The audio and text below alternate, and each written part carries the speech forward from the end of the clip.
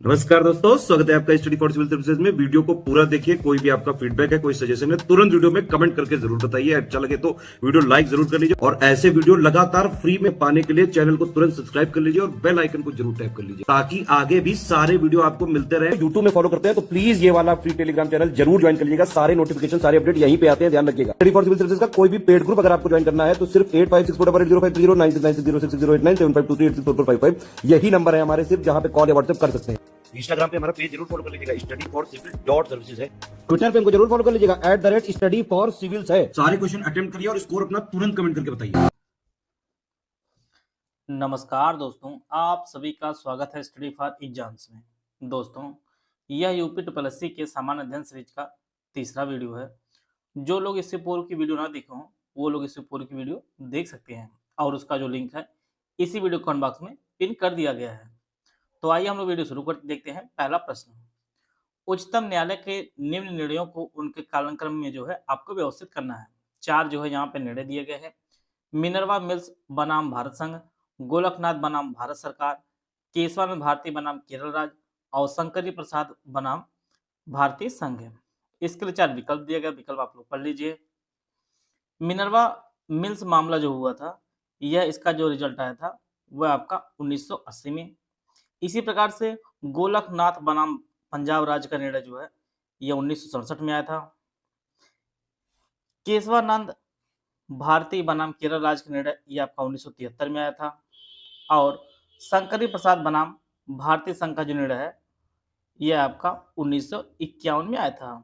इस प्रकार जो है सबसे पहले शंकरी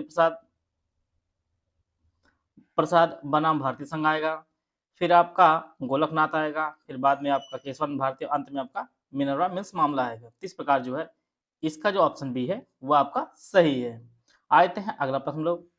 राष्ट्रीय आपातकाल की उद्घोषणा के बाद जो है कितने समय के भीतर अनुमोदन होना आवश्यक है? 1 माह, 2 माह, 3 माह, 4 माह या उपरोक्त में से कोई नहीं।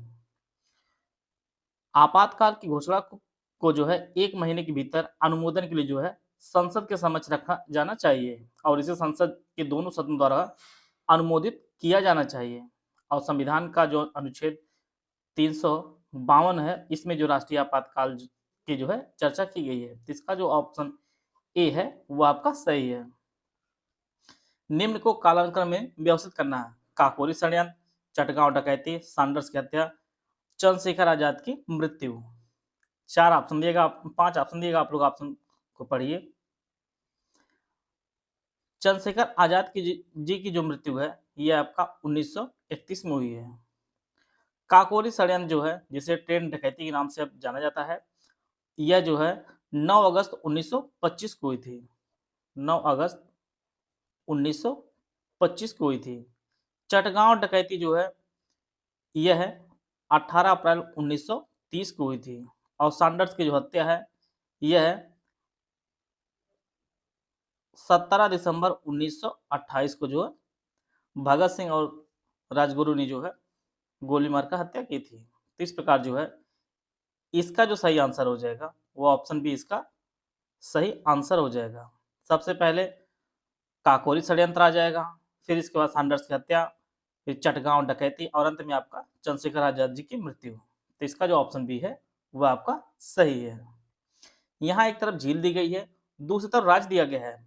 आपको जो है सही सुमिलित पहचानना है। अष्टमुदी, सात ताल, राजसमंद, शेषनाग, उत्तराखंड, राजस्थान, जम्मू कश्मीर, केरल। ऑप्शन 5 दिए गए, ऑप्शन आप लोग पढ़ लीजिए। अष्टमुडी झील जो है ये आपके केरल में है, सात ताल उत्तराखंड में, राजसमंद जो आपके राजस्थान में और शेषनाग जो है आपका जम्मू कश्मीर में है। तो इस प्रकार जो है 4 फिर 4 1 जो आपका सी में दिया गया है। अष्टमुडी जो आपका केरल में, सात ताल उत्तराखंड में, राजसमंद झील आपके राजस्थान में और शेषनाग जो आपका जम्मू कश्मीर में। तो सी ऑप्शन इसका सही है। पाक जल संधि किसके मध्य स्थित है? लक्षद्वीप, मिनिका, सुमात्रा, निकोबार, भारत पाकिस्तान, भारत श्रीलंका। उपरोक्त में से कोई नहीं। यह पाक जल संधि जो है ये भारत और श्रीलंका के मध्य स्थित है। डी ऑप्शन इसका सही है। निम्नलिखित में से किस जनगणना दशक में लिंग अनुपात में भारतवर्ष में सबसे अधिक गिरावट दर्ज की गई है? 1931 से 41, 61 से 91, 81 से 91 या 2001 से 2011 या उपरोक्त में से कोई नहीं। तो सबसे अधिक जो भारतवर्ष में लिंगानुपात में जो गिरावट देखी गई है, यह 1961 से 71 के बीच में देखी गई है। यह ऑप्शन बी है, यह आपका सही है। आते हैं अगला प्रश्न लोग। निम्न में कौन द्वितीय पोषण स्तर का जो है उदाहरण है? घास, टिड्डा, चूहा, सांप। उपरोक्त में से कोई नहीं। तो इनमें जो है द्वितीय पोषण जो स्तर का जो उदाहरण है आपका टिड्डा है। यह ऑप्शन बी है, यह आपका सही है। आते हैं अगला प्रश्न लोग। यहाँ पे 4 संस्थान दिए गए हैं, आपको बताना किसका किसका जो सदस्य भारत है वर्तमान में। ASEAN, BRICS, SAARC, BIMSTEC. तो भारत जो सदस्य है ब्रिक्स का भी है, सार्क का भी है, बिम्स्टेक का भी है। आसियान का सदस्य जो है भारत नहीं है। तो 2, 3, 4 ये आपका आंसर जो है ये आपका सही हो जाएगा। भारत के पश्चिमी मैदान में पश्चिमी विक्षोभ से जाड़े में होने वाली वर्षा की मात्रा कम से कम होती जाती है। पूर्व से पश्चिम की ओर, पश्चिम से पूर्व की ओर, उत्तर से दक्षिण की ओर, दक्षिण से उत्तर की ओर। उपरोक्त में से कोई नहीं।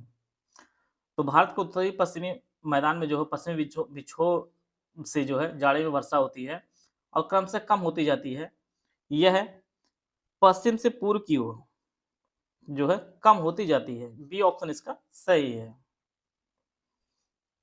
एक तरफ राजवंश दिए गए, दूसरी तरफ राजधानी दी गई है। आपको जो है सही सुमेलिन पहचानना है। पल्लव, पांड्य, यादव, काकतीय, वारंगल, कांची, मदुरै, देवगिरी।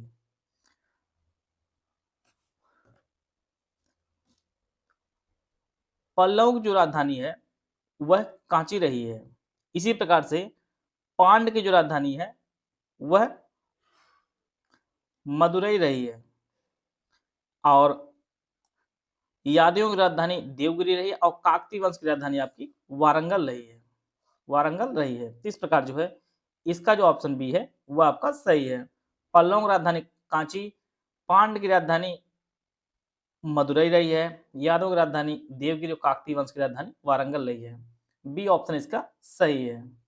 संविधान के कौन से भाग में पंचायती राज संबंधित जो है प्रावधान सम्मिलित किए गए हैं? भाग 6, भाग 7, भाग 8 या भाग 9। तो संविधान में जो पंचायती राज संबंधी जो प्रावधान है ये सभी जो है भाग 9 में सम्मिलित किए गए हैं। यह जो है भाग 9 के आर्टिकल 243 से आर्टिकल 243 ओ तक जो है शामिल हैं। और जैसा कि हम लोग जानते हैं कि भारत में जो है पंचायती राज व्यवस्था हमारे 3 स्तरों पर लागू है। ग्राम स्तर, फिर आपका ब्लॉक का स्तर और आपका जिला स्तर। तो डी ऑप्शन इसका सही है। आपको बताना चाहता हूँ यूपीपीसीएस असिस्टेंट इंजीनियर अर्थात एई का हमारा जो है संपूर्ण हिंदी का कोर्स शुरू किया गया है। यह जो कोर्स है 30 जनवरी अर्थात आज से ये जो कोर्स शुरू हो रहा है और क्लासेज आपको मिलनी शुरू हो जाएगी। आपको 3 फरवरी से मिलने शुरू हो जाएगी। इसमें आपको एग्जाम ओरिएंटेड सिलेक्शन मटेरियल आपको मिलेगा। कंप्लीट पीडीएफ नोट दी जाएगी, रिकॉर्डेड क्लासेस दी जाएंगी। एग्जाम ओरिएंटेड 10 जो है जनरल हिंदी की टेस्ट सीरीज दी जाएगी जिसे आप ऑनलाइन पे अटेम्प्ट कर सकते हैं और इसकी जो वैलिडिटी होगी 3 मंथ इसकी वैलिडिटी होगी। इसकी जो फुल फीस है वो 6 से 24 फीस है। अगर आप ज्ञान सपोर्ट यूज आप करेंगे तो 20% का आपको डिस्काउंट मिलेगा। तो इसकी जो फीस पे करनी होगी तो वो आपको 499 फीस पे करके जो है आप इस बैच से जुड़ सकते हैं। और यह बैच आपको जो है ज्ञान सर एजुकेशन ऐप पर जो है उपलब्ध होगा जिसे आप गूगल प्ले स्टोर से डाउनलोड करके परचेज कर सकते हैं। भारत मध्य भारत में जो है स्थित पश्चिम से पूर्व जो कुछ पहाड़ियों का जो है सही अनुक्रम आपको पहचानना है। जैसे सतपुड़ा, महाकाल, मैकाल, छोटा नागपुर। यहाँ पर मैप का प्रयोग किया आप लोग थोड़ा सा देख सकते हैं। इसमें ये आपकी सतपुड़ा पहाड़ी है, फिर आपकी महादेव पहाड़ी है, फिर आपकी आती है मैकाल पहाड़ी और यहाँ छोटा नागपुर का पठार है। तो यह इस प्रकार जो है पश्चिम से पूर्व का अनुक्रम है। सबसे पहले सतपुड़ा, फिर महादेव, फिर आपका मैकाल श्रेणी और आपका छोटा नागपुर है। तो इसका जो बी ऑप्शन है वह आपका सही हो जाएगा। गौतम बुद्ध के समकालीन राजा आपको पहचानना है। यहाँ पे 4 राजा दिए गए हैं। अजातशत्रु, प्रसेनजीत, बिंबिसार, चंद्रगुप्त मौर्य। ऑप्शन आप लोग पढ़ लीजिए। 1, 2, 1, 3, 4, 1, 2, 3, 2, 3 या उपरोक्त में से कोई नहीं। तो गौतम बुद्ध के समकालीन जो राजा थे ये अजातशत्रु थे, प्रसेनजीत थे और बिंबिसार थे। चंद्रगुप्त मौर्य जो है ये काफी पहले थे। तो यह 3 राजा जो है गौतम बुद्ध के समकालीन थे। तो यह ऑप्शन सी इसका सही आंसर हो जाएगा। मिताली एक्सप्रेस को किस देशों के बीच शुरू किया गया है? भारत भूटान, भारत बांग्लादेश, भारत चीन, भारत पाकिस्तान या उपरोक्त में से कोई नहीं। तो मिताली एक्सप्रेस जो चलती है यह भारत के पश्चिम बंगाल के न्यू जलपाईगुड़ी से लेकर जो है ये आपके बांग्लादेश में चलाई जाती है। तो इसका जो ऑप्शन बी है वह आपका सही है। यहाँ एक तरफ मंदिर दिए गए, दूसरी तरफ जो है वंश दिए गए हैं जिन्होंने स्थापित किया है। कोणार्क सूर्य मंदिर, दशावतार मंदिर, महाबलीपुरम मंदिर, विरूपाक्ष मंदिर, चालुक्य वंश, पल्लव वंश, गंग वंश, गुप्त वंश। इसके लिए 5 ऑप्शन दिया गया है। जिस प्रकार से यूपी ट्रिपल एससी 5 ऑप्शन देता है, आप लोग ऑप्शन पढ़ लीजिए। कोणार्क सूर्य मंदिर जो है यह गंग राजवंश ने बनवाया है। इसी प्रकार से दशावतार मंदिर को जो है गुप्त शासकों ने बनवाया है। महाबलीपुरम मंदिर को जो है यह पल्लव शासकों ने बनवाया है और विरूपाक्ष मंदिर को जो है चालुक्य वंश के शासकों ने बनवाया है। इस प्रकार जो है इसका जो सही आंसर हो जाएगा वो ऑप्शन ए जो है इसका सही आंसर हो जाएगा। अगला प्रश्न हम लोग देखते हैं। राष्ट्रपति निम्नलिखित में से किस विधेयक के लिए संयुक्त बैठक बुला सकता है? धन विधेयक, संविधान संशोधन विधेयक, साधारण विधेयक। इसके लिए 5 ऑप्शन दिया गया है, 2 3 3 1 3 1 2 3 या उपरोक्त में से कोई नहीं। तो राष्ट्रपति जो है आर्टिकल 108 के तहत जो है संयुक्त बैठक बुला सकता है और इस बैठक की जो अध्यक्षता है वह लोकसभा अध्यक्ष करेगा। कौन करेगा? लोकसभा अध्यक्ष करेगा इसकी बैठक की अध्यक्षता। और यह बुलाई सकती है साधारण विधेयक के लिए। तो केवल 3 जो ऑप्शन बी में दिया गया है, बी ऑप्शन इसका सही आंसर है। निम्नलिखित में से कौन सा देश संयुक्त राष्ट्र सुरक्षा परिषद का अस्थायी सदस्य है? ऑप्शन आप लोग पढ़िए। जैसा कि हम लोग जानते हैं कि टोटल जो है 5 अस्थायी सदस्य हैं। संयुक्त राष्ट्र सुरक्षा परिषद के 5 अस्थायी सदस्य होते हैं, 10 आपके अस्थायी होते हैं और 10 अस्थायी जो होते हैं ये प्रत्येक 2 वर्ष के लिए जो है चुने जाते हैं। बाकी 5 अस्थायी होते हैं। इनमें जो 5 अस्थायी सदस्य देश हैं इनमें फ्रांस है, चीन है, रूस है, यूनाइटेड किंगडम है और आपका यूएसए है, अमेरिका है। टोटल 5 जो है अस्थायी सदस्य हैं, 10 आपके अस्थायी हैं। तो इनमें जो है चीन, फ्रांस, अमेरिका जो ऑप्शन डी में दिए गए हैं 3 देश जो है ये सभी जो है अस्थायी सदस्य हैं। डी ऑप्शन इसका सही है।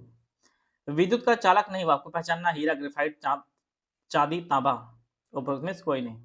तो विद्युत के जो चालक हैं इनमें ग्रेफाइट है, तांबा और चांदी है, हीरा जो नहीं है और यही पूछा जा रहा है नहीं। तो ए ऑप्शन इसका सही आंसर हो जाएगा। भारतीय राष्ट्रीय पंचांग का पहला महीना कौन सा है? फाल्गुन, माघ, पौष, चैत्र, उपरोक्त में से कोई नहीं। तो भारतीय राष्ट्रीय पंचांग का जो पहला महीना होता है वह आपका चैत का होता है। जैसे आप लोग 12 महीना अंग्रेजी में जानते हैं उसी प्रकार से हिंदी में जानते रहिए, क्योंकि कई बार जो है परीक्षा में इस प्रकार से प्रश्न पूछा गया है। तो चैत जो है यह भारतीय राष्ट्रीय पंचांग का पहला महीना होता है। डी ऑप्शन इसका सही आंसर है। सही कालानुक्रम आपको पहचानना है। प्रोजेक्ट टाइगर, प्रोजेक्ट एलिफेंट, वन्यजीव संरक्षण अधिनियम। इसके लिए 5 विकल्प दिए गए, विकल्प आप लोग पढ़ लीजिए। वन्यजीव संरक्षण अधिनियम आपका आया था 1972 में। प्रोजेक्ट टाइगर ये आपका 1973 में आया था। प्रोजेक्ट एलिफेंट आपका 1992 में आया था। इस प्रकार जो है सबसे पहले वन्यजीव संरक्षण अधिनियम, फिर प्रोजेक्ट टाइगर, फिर आपका एलिफेंट आ जाएगा। तो इसके लिए जो सही आंसर हो जाएगा वो ऑप्शन डी इसका सही आंसर है, आ जाएगा। टोटल जो है 20 प्रश्नों का सॉल्यूशन कराया गया है। आपके कितने प्रश्न सही हो रहे थे आप कमेंट बॉक्स में जरूर बताइएगा। आशा है आप सभी को बहुत कुछ जानने को मिला होगा। मिलते हैं नेक्स्ट वीडियो में, तब तक जय हिंद, जय भारत।